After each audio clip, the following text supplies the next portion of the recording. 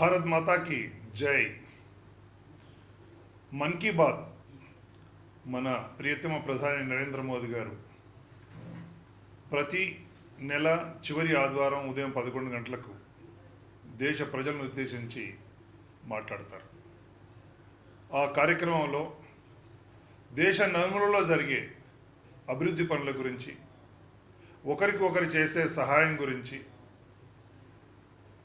వ్యవసాయాల గురించి, కొత్తగా పండించే ధాన్యాల గురించి, పళ్ళ గురించి, మన ప్రకృతి పరిరక్షణ గురించి, మన దేశ అభివృద్ధి గురించి, మన దేశ సమగ్రత గురించి, మన భవిష్యత్తు గురించి, మన పిల్లల భవిష్యత్తు గురించి అందులో చర్చ ఉంటుంది.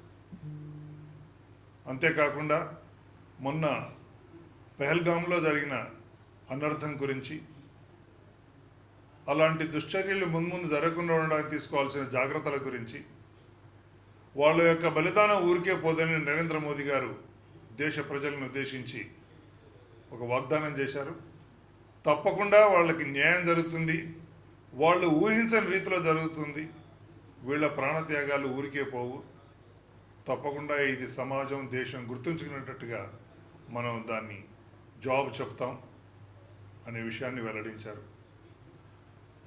మన అందరూ కూడా సోదరుమణులు గుర్తించుకోవాల్సింది ఏమిటంటే, మన్ కీ బాత్ అనేది మన జీవితంలో ఒక భాగంగా ఎంచుకొని మనం ఎందుకు చూడాలంటే, ఇది మన భవిష్యత్తు గురించి, మన సామరస్యత గురించి, మనం కలిసే జీవన విధానం గురించి, ప్రకృతితో మన అనుసంధానం గురించి, మన ఆరోగ్యం గురించి, మన దేశం యొక్క నలుమూలల రక్షణ గురించి, వనరుల వినియోగం గురించి దీన్ని మాట్లాడతారు. కాబట్టి ఇది మన పౌరులకి, మన సమాజానికి ఎంతో ఉత్ప్రేరకంగా, ఉత్తేజంగా తెలుసుకోవాల్సిన విషయం. కాబట్టి మనం అందరం కూడా దీన్ని జీవితంలో ఒక భాగస్వామ్యంగా ఎంచుకొని సమయం కేటాయించి ప్రతి నెల చివరి ఆదివారం ఉదయం 11 గంటలకు దీన్ని వీక్షించడం ద్వారా మనలో సామాజిక స్పృహ పెరుగుతుంది. మన యొక్క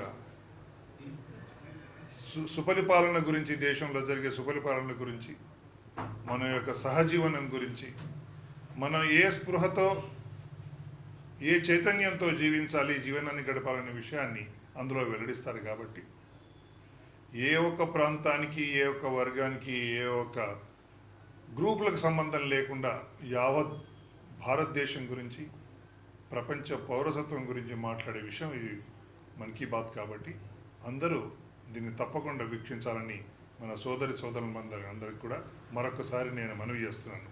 భారత్ మాతాకి జై.